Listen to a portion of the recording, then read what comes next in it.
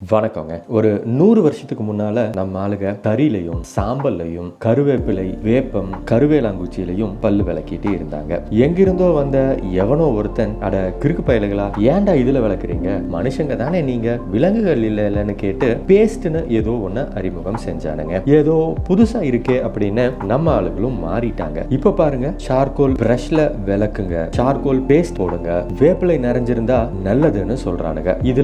இதெல்லாம் முதல்லயே பயன்படுத்தின நம்ம முன்னோர்கள் மடையனுகளா, எவனோ நம்மள மனுஷனுங்களான்னு கேட்டு நம்மள மாத்தனானே அவன் கிறுக்கனா, இல்ல அவன் நம்மள ஏமாத்தி தான் காசு பாக்குறான் அப்படின்னு தெரிஞ்சும் அதை போய் வாங்குறமே நம்ம முட்டா பயலுகளா? நான் என்ன கேட்கிறேன்னா, இந்த பேஸ்ட் எல்லாம் வர்றதுக்கு முன்னால நிறைய பல் சம்பந்தப்பட்ட நோய்களும் மருத்துவமனைகளும் இருந்துட்டா, இல்ல பேஸ்ட் வந்த பின்ன வந்திருக்கா? அப்போ நம்ம பற்களை கெடுத்தது யாருங்க? கார்பரேட் கம்பெனின்னு சொல்லலாமா? சொல்ல முடியாதுங்க. ஏன்னா 100 பேர் 1000 சொல்லுவாங்க. நல்லது கெட்டது எதுன்னு நம்ம தானே முடிவு பண்ணணும். இப்ப நினைச்சாலும் கறிலையோ சாம்பல்லையோ விளக்க முடியாது. ஏன்னா கிடைக்காதுங்க. அங்கேயும் இங்கேயும் இருக்கிற இஸ்திரி போடுற அண்ணா கடையில மட்டும்தான் கறி உயிர் வாழ்ந்துட்டு இருக்குங்க. மரங்கள் வச்சாதானே உபயோகப்படுத்த முடியும். யாரோ வளர்த்து வெட்டி விற்கிறாங்க. அந்த மரம் நம்ம வீட்டு முன்னாலேயே இருந்துச்சு அப்படின்னாலும் ஆன்லைன்ல ஆர்டர் போட்டு வாங்கி தான் பயன்படுத்துறோங்க.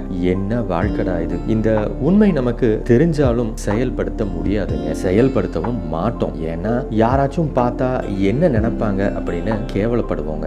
நம்ம பாரம்பரியத்தை விட்டுட்டு எவனோவோட பழக்கத்தை கடைபிடிக்கிறோமே அப்படின்னு நம்ம வெக்கப்பட மாட்டோங்க. இப்போ எவ்வளவு பசங்க பல்லுக்கு கம்பி போட்டுட்டு சுத்துறாங்கன்னு பார்த்திருப்போம். நம்ம வீடுகள்லயே இருப்பாங்க இல்லைங்களா? அதுக்கு எவ்வளவு பணம் கொடுத்திருக்கீங்க? நம்ம சாதாரண பிரஷோ பேஸ்டோ வாங்கல இல்லைங்களா? அப்புறம் ஏன் மறுபடியும் பல் மருத்துவமனை? அப்போ பிரச்சனை எங்க இருக்கு, யாருக்கிட்ட இருக்கு, எங்க ஆரம்பிக்குதுன்னு பார்க்கிறது ரொம்ப அவசியம்ங்க. கொஞ்சம் யோசிச்சு பாருங்க. உங்களோட எனக்கான நேரத்திற்கு நன்றிங்க. கருத்துக்கள் வரவேற்கப்படுகின்றன. இப்படிக்கு என்றும் அன்புடன் நான் உங்கள் சாணக்கியன்.